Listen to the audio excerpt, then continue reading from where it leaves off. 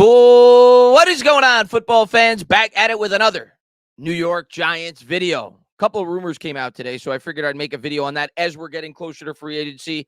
I think that's where we're really going to start to have opinions that really mean something in terms of what the New York Giants are going to decide to do at the quarterback position. But there has been a ton of smoke since the combine. I'm looking forward to talking to Patricia. I'm going to be on her show, I think, on Friday. She told me to come by early. She's got some tidbits that she wants to throw at me. So maybe there's some information she's heard about. I don't know. Jordan Renan talked about a few things that we're going to pull up in this video today as well.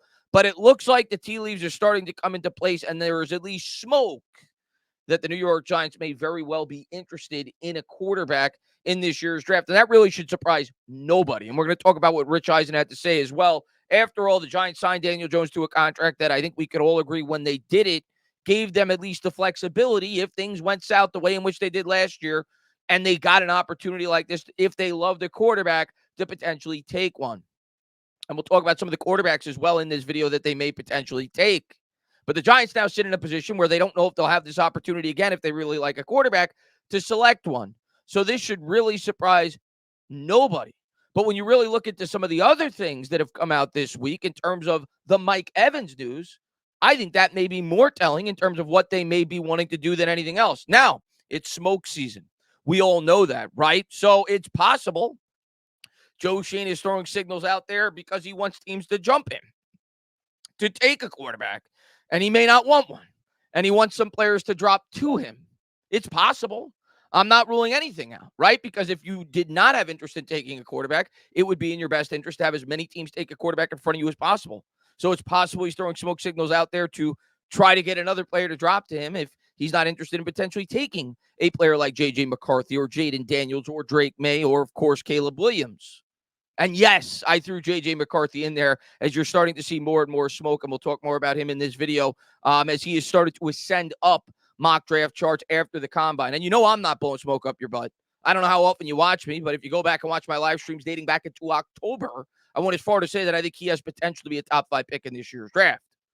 I saw the tools, and I think more and more people are starting to see that as they've watched some game film, as they saw him perform at the combine. So yeah, I actually have him as my QB3, and I know that's sacrilegious. I know that's a hot take. I have him above Jaden Daniels. So I wouldn't be upset if the Giants went that route. I've continued to say that I'm leaning they're going to go wide receiver, but some of the things are starting to tilt towards they may very well be interested in a quarterback. And we're going to start to get more and more and more answers as free agency starts to conclude for this New York Giants football team. But let's talk about some of the things that came out. I think the Evans thing is somewhat telling, and I thought Jordan Renan brought up a really good point in regards to the New York Giants' supposed at least semi-interest in potentially bringing him in as a wide receiver, which surprised me a bit due to his age, due to his market and everything else, and due to the fact of how strong this wide receiver draft class is. This coming out from Diana Rossini. Multiple teams had Mike Evans on their free agent wide receiver board and were hoping to land him in free agency based on several team sources: Titans, Rams, Chiefs, Patriots, Giants, Panthers, Falcons, and the Jaguars. Jordan Renan went on to say this: the Giants checked on the status of Bucs wide receiver Mike Evans. Evans, of course, already signed an extension. I think it was 2 years, $52 million, and whether he would hit free agency last week in Indy. Never seemed they were going to be players at the top of the market, though. But what it does show is that they are contemplating options at wide receiver should they go in a different direction, cough, cough, quarterback at the top of the draft, namely the number 6 overall pick. And if you're Joe Schoen, you have to explore all options. But the fact that they at least considered it, if this is accurate and if this is true, potentially looking to acquire what his market would be, well, if they were to sign a guy like Evans, and we'll see what they do in free agency, I would pretty much cross wide receiver off my list in terms of a position that I would expect them to take with the 6th overall pick. If you're spending that kind of cap on that position for a guy that is a very good wide receiver, a great receiver in the NFL, being that wide receiver and quarterback are by far the 2 most favored positions for the New York Giants to potentially draft in this year's draft, I would strongly lean that they would go quarterback at that point. But by the same token, if the Giants are to go out there and sign a high-priced backup quarterback and they don't do something like this, my opinion would completely change. But I think it at least tells you that Joe Schoen is leaving all of his options open. that he wants to at least see what the market would be to sign a player like Mike Evans. But you would have to think, if we were to spend that kind of, money on a wide receiver, or at least contemplate doing it, they're open to potentially taking a quarterback. And that's going to bring us to what Rich Eisen had to say today regarding Daniel Jones. And again, before I play this clip, could be smoke. It's a rumor. It's not like Rich Eisen is saying that he's saying this is a fact that we're drafting a quarterback. As a matter of fact, he even goes on to say at the end of this that they may play him this year. But he did go on to say, according to his sources and people he talked to at the Combine, the New York Giants are absolutely done with Daniel Jones. Now, does that mean they're done with Daniel Jones for 2024 and they're drafting his successor in the first round of this year's draft? Or does that mean that they are done with him starting now, and I mean, and they're done with him long term, and they realize he's not the long term answer, but may not be in a position to draft a quarterback? Well, we're gonna have all our questions answered within a few months. Also, wanted to pull this up from Renan as well. Thought this was interesting when he was at least hinting at what he was going to talk about in his podcast based on what he heard at the Combine. Nuggets, and more nuggets from the Combine in this week's Breaking Blue. There are 4 top 10 quarterbacks in this draft. A must listen. And the 4th one is obviously J.J. McCarthy. Some people will tell you Michael Penix. Some people will tell you Bo Nix. I think Penix has a really good arm. I think Penix is a day 2 prospect. A lot to do with his injury history for sure. He's had 3 or 4 season-ending injuries at the quarterback position. He's 24 years old. A guy that transferred. The only 2 quarterbacks in this draft that never transferred were Drake May and J.J. McCarthy. Doesn't mean a whole lot. There's been a lot of great quarterbacks who have transferred. And I personally think Caleb Williams is the best quarterback in this year's draft. But I think most people have come to the understanding that J.J. McCarthy is in the top 4 quarterbacks in this year's draft class, and I'm not surprised one bit. Would I be in love if the Giants took him at 6? Not necessarily. I do think it's a risk. And it may be a risk that the New York Giants are not necessarily in a position to take. But I do see the upside with him, and I do understand why he's starting to move up draft boards. And I won't be upset if the Giants draft him. I'd be somewhat nervous. And I think most people should be when you draft an unproven quarterback. But to be fair, every quarterback is unproven before they play in the NFL. And as a fan, you got to hope and pray that the guys that make the decisions at the top, if they elect to go with McCarthy or whoever, whether it be Drake May, McCarthy, Daniels, turns out to be the right selection. That's all you can do as a fan. Sometimes we're going to be right. Sometimes we're going to be wrong. We're not privy to the knowledge that these guys have. We don't get to sit down and interview these players. We don't have scouts scouting these players, right? Professional scouts.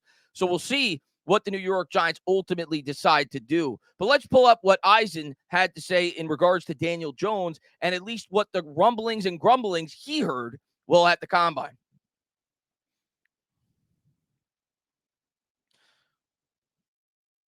Number 3, this one's for you, Chris Brockman. I heard this because you have been somewhat like me. You're a little bit more verbal than me, stridently, when it comes to Daniel Jones. And you have heard Joe Shane and the coach sit there multiple times saying they have full confidence in Daniel Jones to be the starting quarterback. There was a viral video, I believe, of Joe Shane being on a live radio or podcast for the Giants.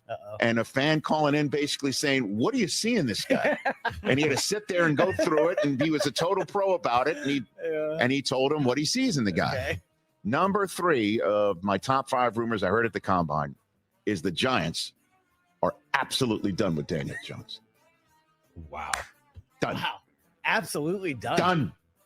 Might have to play him this year, but that ain't it. And they feel that ain't it. The words I heard at the Combine multiple times, 2 words were buyer's remorse.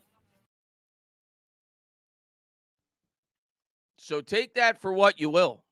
Could it be smoke from Joe Shane? Sure. And it's not even necessarily coming out of the mouth of Joe Shane. Could the Giants be trickling these things for teams to want to potentially jump them to take a quarterback so they get the player they want? Sure. But I think you have to at least take this with some legitimacy based off of the fact that the New York Giants are picking as high as they are in a quarterback draft class that many feel is stronger than a typical average NFL quarterback draft class. That's just the facts. You have 4 guys potentially that are going to go in the top 10 picks. That does not happen every year. All you got to do is go back to 2022. Kenny Pickett didn't go to like pick 25, and then there wasn't another quarterback selected until the 3rd round. Obviously, historically, that was one of the worst quarterback draft classes of all time, but you get my point. It's one of the strengths of the draft. It's a position where Daniel Jones once again proved he could not stay on the field last year. The Giants intentionally signed him to a contract in the way in which they did, that they'd be able to maneuver out of if something like last year were to happen. It did. And if the Giants love a quarterback, you could bet your ass that they're going to at least explore the opportunity to potentially trade up and grab one. That's the way I look at it. I don't think Joe Shane's going to sink with the ship if he loves a quarterback in this year's draft. The biggest question for me all along has been, do the New York Giants have an opportunity to trade up and get a quarterback that they love? Well, we'll find out which quarterback they love if they elect to go that route. But I think the tea leaves will really start to fall after free agency. If they are to go out there and spend a decent amount of money on a wide receiver, well, what does that tell you? More than likely, they're probably not going to draft one with the 6th overall pick. If they go out there and spend $9-10 million on a backup quarterback, more than likely, they're probably not going to spend the 6th overall pick or trade up for a quarterback.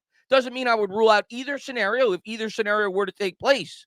But I think the probability of either scenario will go up or down depending on what we see happen in 2 short weeks. Can't wait to start to get some answers of how the New York Giants intend to build this football team. But if you ask me today, I'm starting to lean that the New York Giants may be having a new signal caller sooner than many anticipated before the offseason started. We'll have to wait and see how it all plays out. As always, guys, if you liked what you watched, please subscribe, drop a comment, maybe give me a little thumbs up. Cheers.